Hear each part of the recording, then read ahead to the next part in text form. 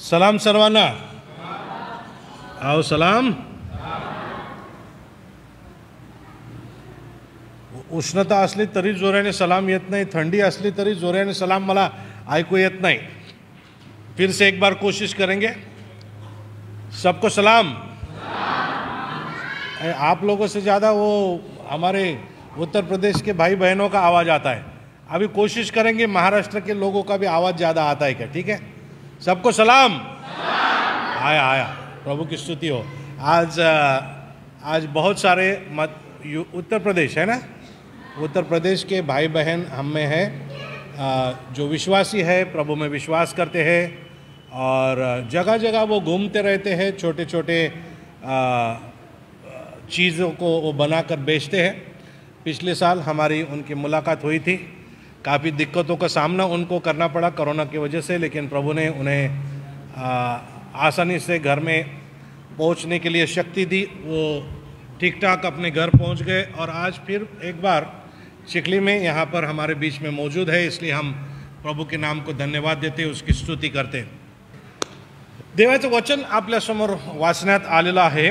परंतु देवाचं वचन ऐकण्याआधी मला तुम्हाला एक प्रश्न विचारायचा आहे. आम्ही जे तुमच्या समोर या ठिकाणी उभे आहोत, मला तुम्हाला प्रश्न विचारायचा आहे की आम्ही कोण आहे.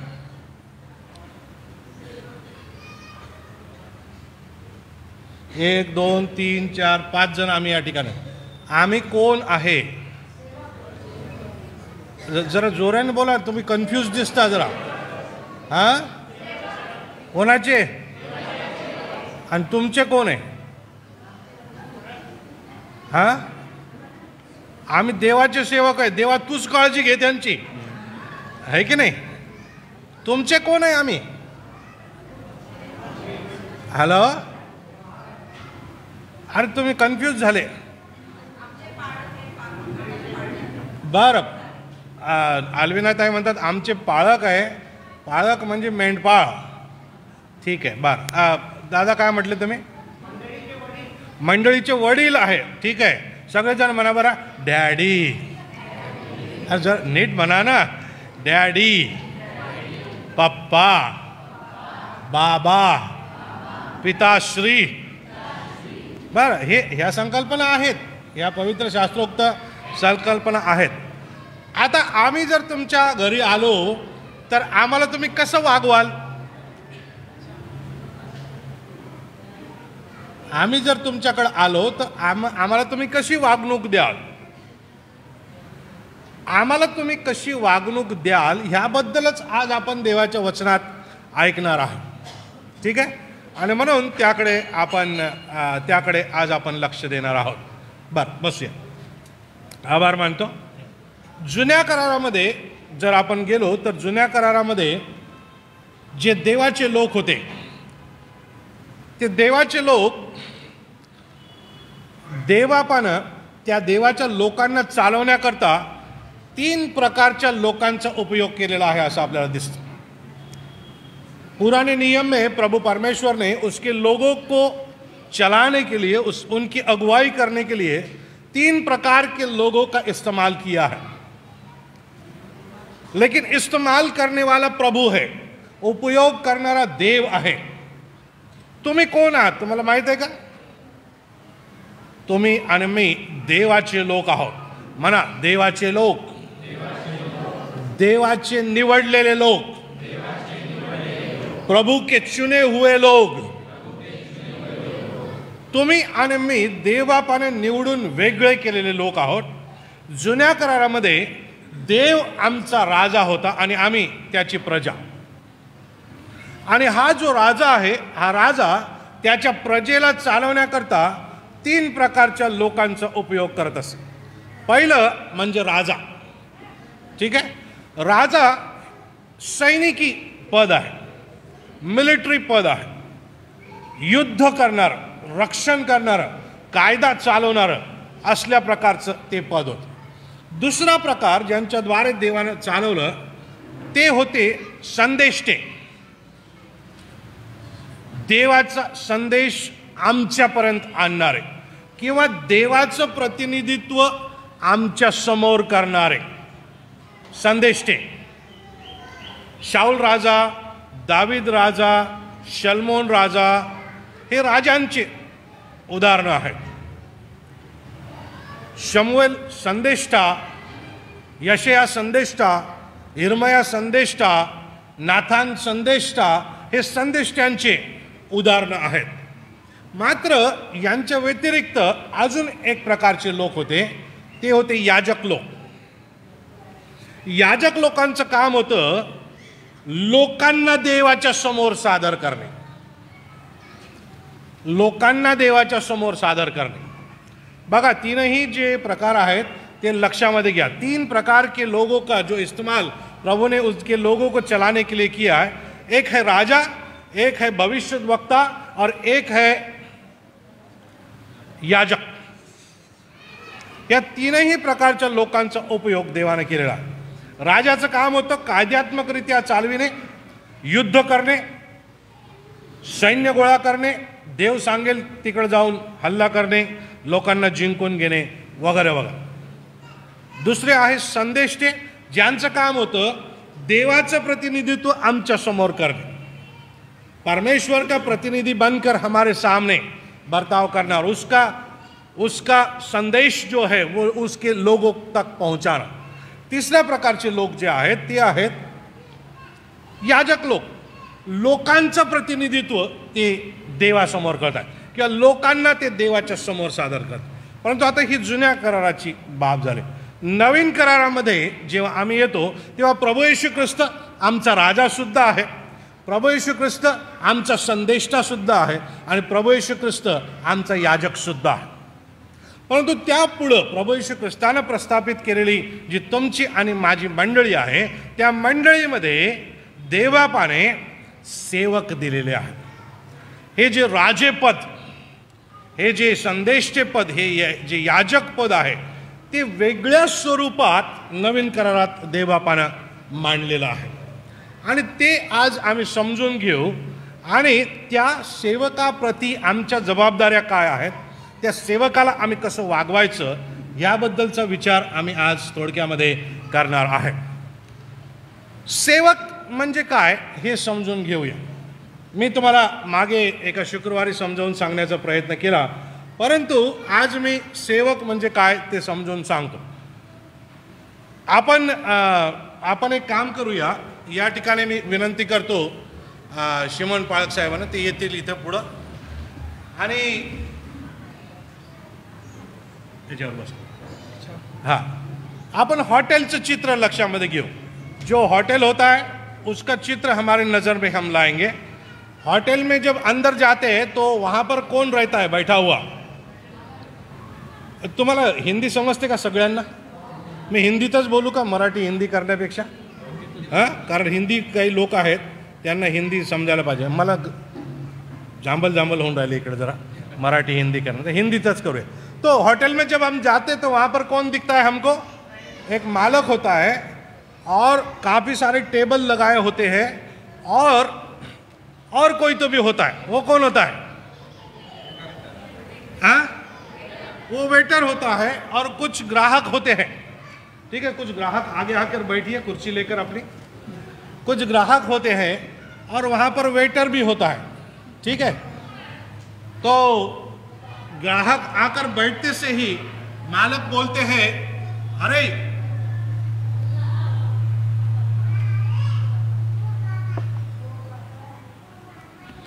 ग्राहक आकर बैठते से ही मालिक बोलते हैं कि अरे 1 नंबर पे जाओ. तो वेटर जाते हैं वहाँ पर 1 नंबर पर. ठीक है, 1 नंबर पर जाते हैं और बोलते हैं कि सर जी आप क्या लेंगे? ठीक है, फिर ये ऑर्डर देते, ये पूछते क्या है, फिर हम बताते हैं क्या क्या ताज़ा है माल होटल में. फिर इनका ऑर्डर हम लेते हैं और उधर जाके बोलते हैं कि 1 नंबर के लिए ये ऑर्डर तैयार की जाए. फिर मालिक बोलते हैं अरे 2 नंबर पर जाइए. तो हम 2 नंबर पर जाते हैं. सर आप क्या? समीर भाई आवाज आ रही क्या? आपकी बंद रखना, आप सबकी बंद रखना जरूरी. ताकि मेरी शुरू रहे। ठीक है, तो होटल में ये जो वेटर होते हैं ये किसके नौकर होते हैं? लेकिन जब आप ग्राहक बनकर होटल में जाते हो, भाई साहब आप कैसे दिसते बराबर की नहीं? ऐसा हम बर्ताव करते हैं होटल में जो वेटर होते हैं, जो सेवक होते हैं उनके साथ। लेकिन उनके मालिक आना चाहिए, इसका पैसा मेरे मालिक के जेब में आना चाहिए ताकि मेरा मालिक मेरे जेब में पैसा डाल सके। हमें है कि नहीं? है कि नहीं? अरे बोलो ना। अपने घर की मुर्गी जैसी लगती है, पास्टर भिखारी जैसा लगता है, सेवक कुत्तों के जैसा लगता है कभी कभी, लेकिन ऐसा नहीं है। मैं एक कलीसिया में जाता था और वहाँ के कुछ लोग बहुत ही मगरूर से पास्टर के बारे में ऐसा कहते थे, इन पास्टरों को तो हम पालते हैं, पास्टर पाळका लोकांना आम्ही पाळतो असं म्हणायचे। ते कुत्रे मांजरे आहेत का पाळायला? गाई म्हशी आहेत का पाळायला? कोंबड्या आहेत का पाळायला? सकाळ दुपार 2-4 दाणे फेकले, आ आ आ आ आ केलं, तुकडे फेकले, शिळपातं फेकलं की त्या खातात आणि अंड देतात कोंबड्या, नाही का? नाही, ती चुकीची संकल्पना आहे। तशा दृष्टिकोनातून जर आम्ही सेवकांकडे बघत असू तो ते चूक है। इस नज़रिए से अगर हम सेवक की तरफ देखते होंगे तो वो गलत है।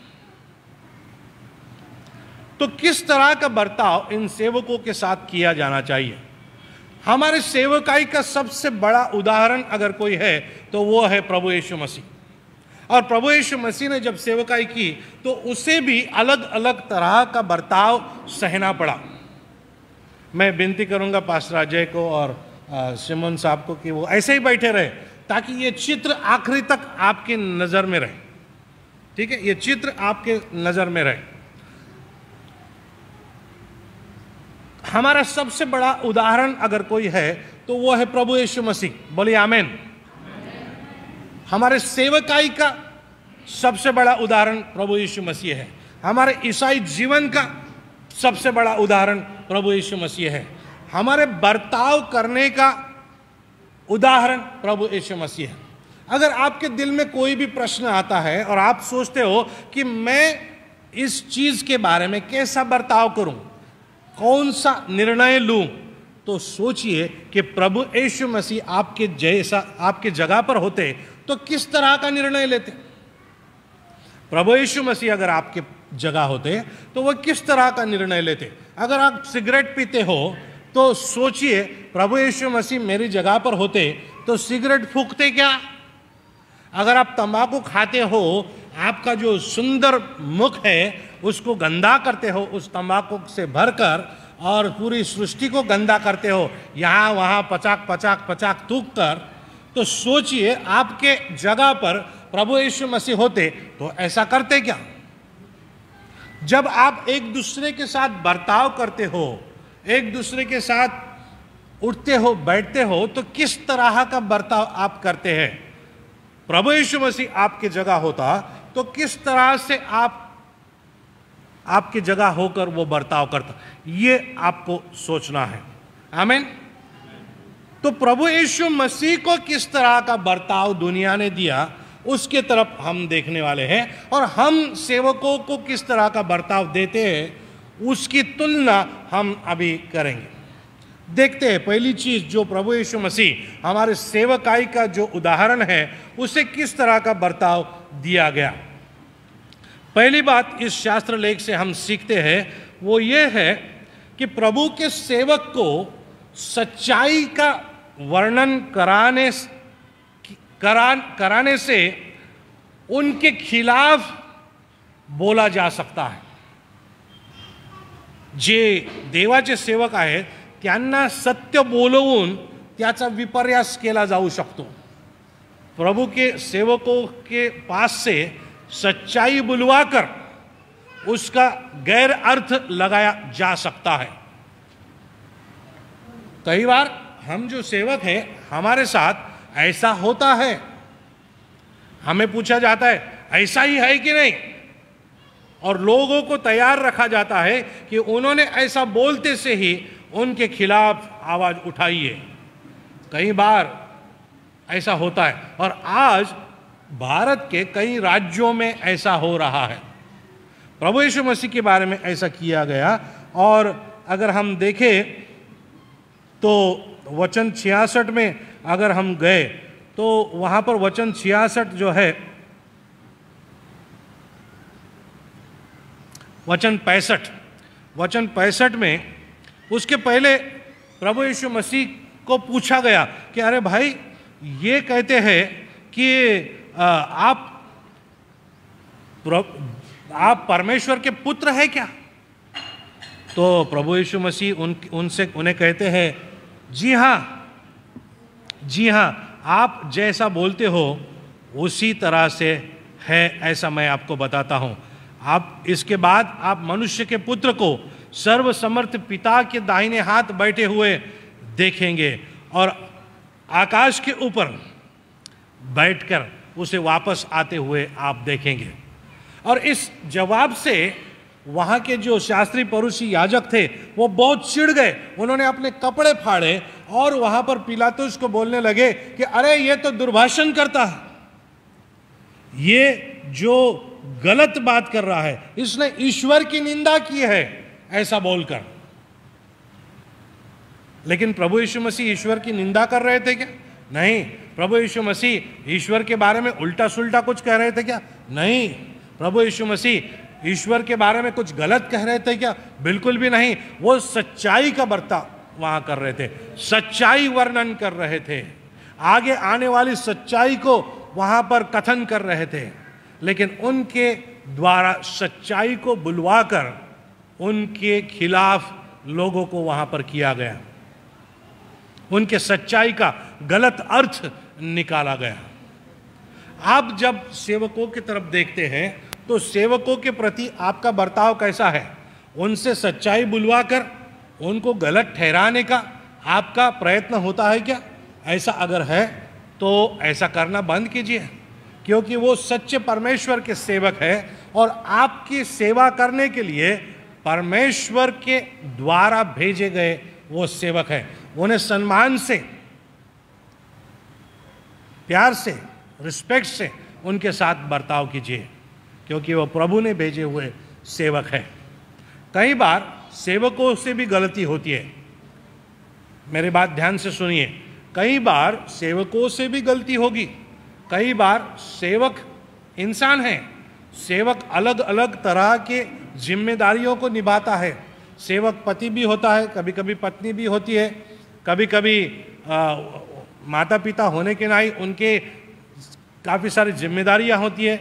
कई बार सेवक दो प्रकार के काम करते हैं, उनके आमदनी के लिए दूसरे परिश्रम के काम करते हैं, और आपके कलीसिया की सेवकाई चंद पैसों के लिए वो करते हैं। इसलिए उनके दिलो दिमाग के ऊपर काफ़ी तनाव होता है, काफ़ी टेंशन होता है, और ऐसे टेंशन के होते हुए, ऐसे टेंशन के चलते हुए कभी कभी आपके साथ बात करने का तरीका उनका गुस्सैल हो सकता है, चिढ़ के कभी कभी बात कर सकते हैं। लेकिन आपको उनको समझ लेना है। ऐसे ही सेवकों को भी लोगों को समझ लेना है और समझकर एक दूसरे के साथ बर्ताव करना है। प्रभु यीशु मसीह को अगर नहीं छोड़ा तो आपको और मुझको भी नहीं छोड़ेंगे। और इसके आगे अगर हम जाए तो एक बात और समझ लीजिए, पत्रस की जो पत्री है उसका 2 अध्याय और उसके 14वें वचन से अगर आगे आप पढ़ते हैं तो आपको पता चलेगा कि वहाँ पर आपको भी प्रभु यीशु मसीह के सेवक, याजक इसके नाते से बुलाया गया है। इसलिए आप भी जब सेवकाई करते हैं, प्रभु यीशु मसीह के विश्वासी होने के हिसाब से जब आप दुनिया में जाते हैं, कलीसिया में जाते हैं, कभी कभी आपको भी गलत बर्ताव का सामना करना पड़ेगा। लेकिन माफ़ी कर दीजिए और आगे बढ़िए, क्योंकि वो प्रभु के लोग हैं। और हमें ये देखना है कि हमारा मालिक हमारे बर्ताव से खुश है या नहीं। आमीन। दूसरी चीज जो हो सकती है उसके तरफ हम ध्यान देंगे, और प्रभु यीशु मसीह के साथ क्या किया गया वो देखिए। दूसरी चीज,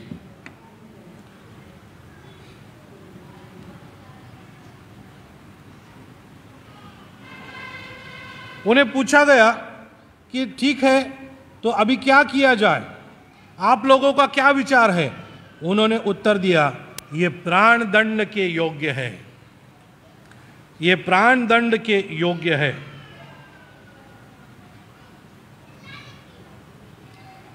प्रभु यीशु मसीह ने गलत कहा था क्या? नहीं। प्रभु यीशु मसीह ने सच बोला था क्या? हाँ, लेकिन उनके सच्चाई के बदले में उन्हें प्राण दंड देने का ठहराव हुआ। उसके अपने लोगों ने, जिन लोगों ने प्रभु यीशु मसीह को समझ लेना चाहिए था और जिन लोगों ने प्रभु यीशु मसीह की पहचान दुनिया के पास करवा कर देना चाहिए थी, उन लोगों ने प्रभु यीशु मसीह को समझ कर नहीं लिया है, उनको अस्वीकार किया है। और प्रभु यीशु मसीह खुद परमेश्वर के पुत्र होते हुए भी उन्होंने उन्हें अस्वीकार किया है और कहा है कि ये आदमी दुर्भाषण करता है, ये आदमी परमेश्वर की निंदा करता है, ये आदमी खुद को परमेश्वर का पुत्र कहलाता है, यह प्राण दंड इसे मिलना चाहिए। ऐसा भी हो सकता है, प्रभु की सेवकाई करते हुए आप सच्चाई से सेवकाई करोगे, आप सच्ची सेवकाई करोगे, लेकिन आपको प्राण दंड मिलेगा, आपको दंड मिलेगा कोई ना कोई तरीके से। ऐसा हो सकता है। जो प्रभु के सेवक है उन्हें आप दंड देते हैं, किस तरह के दंड आप देते हैं उन्हें? कई जगह पर आजकल कलीसिया में शायद फैशन हो गई है पास्टर साहब जो है उनके खिलाफ बर्ताव करने की। कलीसिया को लगता है कि पास्टर उनके टुकड़ों पर पलने वाला कुत्ता है, और उस तरह की भाषा पास्टरों के प्रति इस्तेमाल की जाती है। अरे इसको निकालो, दूसरे को लाओ, इनके बाप का राज है, इसको निकाल के फेंक दो, दूसरे को लाके बिठाओ, इसको इतना तनख्वाह क्यों देते हैं? इस तरह का बर्ताव करते हैं। मुझे आपको याद दिलाने दीजिए, जब आप परमेश्वर के दासों को गलत तरह से चलाते हैं, गलत तरह से उनके साथ बर्ताव करते हैं, प्रभु देखता है, प्रभु देखता है, और प्रभु उसके बारे में शिक्षा कर भी सकता है। इसलिए जागरूक रहिए। एक जगह पर ऐसा हुआ कि कलीसिया का एक जवान था, सच कथा है, ये सच बात है। जवान था और उस जवान का आपा खो बैठा, और उसने आओ देखा न ताव देखा जाकर पास्टर साहब के मुंह में भिड़ा दिया।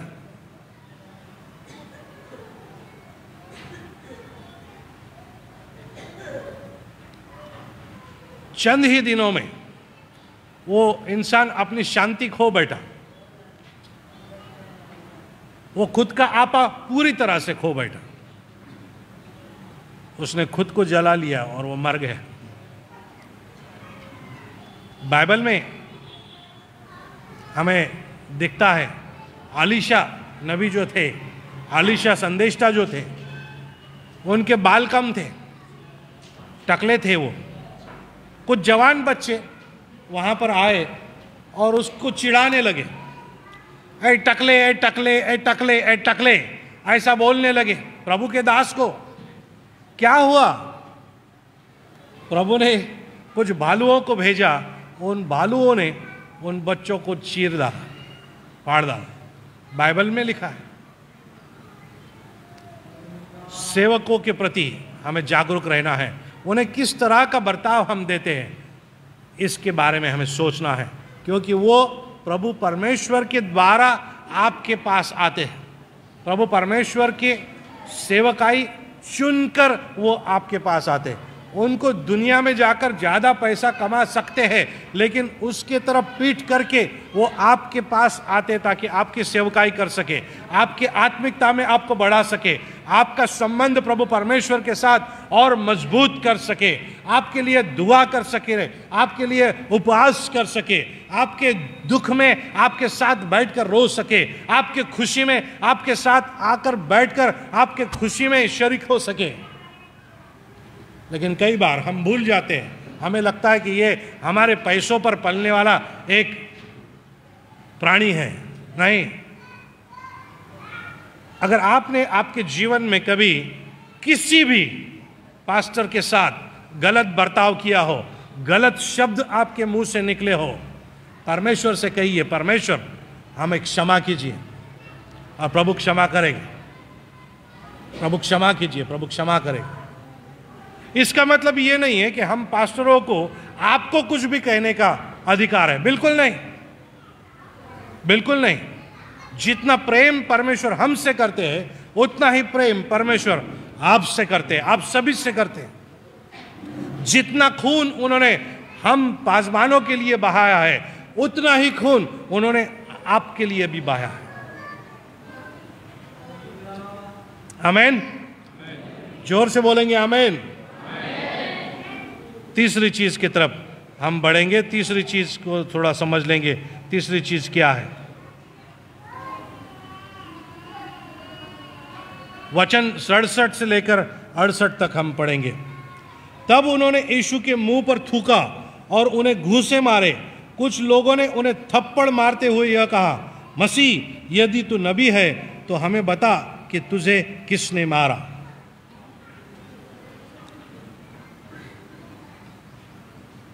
प्रभु के सेवक के जो गुण होते हैं, प्रभु के सेवक के पास जो दान होते हैं, उनकी ठट्टा की जा सकती है, उनकी ठट्टा की जा सकती है, खिल्ली की जा सकती है, मजाक उड़ाया जा सकता है। यहाँ पर 3 प्रकार से उनका मजाक उड़ाने की कोशिश की गई। पहले उनके ऊपर थूके, उनको घूंसे मारे गए, उनको चाटे मारे गए। फिर उनसे कहने लगे कि अगर तुम सच में मसीह हो तो बताओ तुम्हें किसने मारा, बताओ तुम्हें किसने मारा। कई बार पास्टरों के ऊपर हाथ उठाने का काम कलीसिया के लोग कर बैठते हैं। मैं आपसे विनती करूंगा कि उनके साथ खिलवाड़ मत कीजिए। उनके पास जो ज्ञान है उसका संपादन कीजिए, उनके पास जो आत्मिकता है उसका स्वीकार कीजिए। हो सकता है कि आपके विचारों से उनके विचार बिल्कुल ही परे हो, अलग हो, आपके विचारों से उनके विचार नहीं पटते होंगे, लेकिन फिर भी अगर वो प्रभु के दास है और प्रभु के वचन के आधार पर आपके विचारों के खिलाफ है तो कहिए प्रभु की स्तुति हो, क्योंकि शायद आपके विचार उनके विचारों के साथ मिलते नहीं। इसका मतलब यह है कि वह जो पवित्र बाइबल के आधार पर अपने विचार प्रकट कर रहे हैं, उनके विचारों के साथ आपके दुनियाई विचार मेल नहीं खाते हैं और इसलिए आपके विचार अलग हैं। तो ये जो फर्क है, इसे आपको समझ कर लेना पड़ेगा। ये फर्क को आपको समझ लेना पड़ेगा। पास्टर साहब क्या कर रहे हैं, सेवक क्या कह रहे हैं, किस आधार पर कह रहे हैं, आप क्या कह रहे हैं और आप किस आधार पर कह रहे हैं।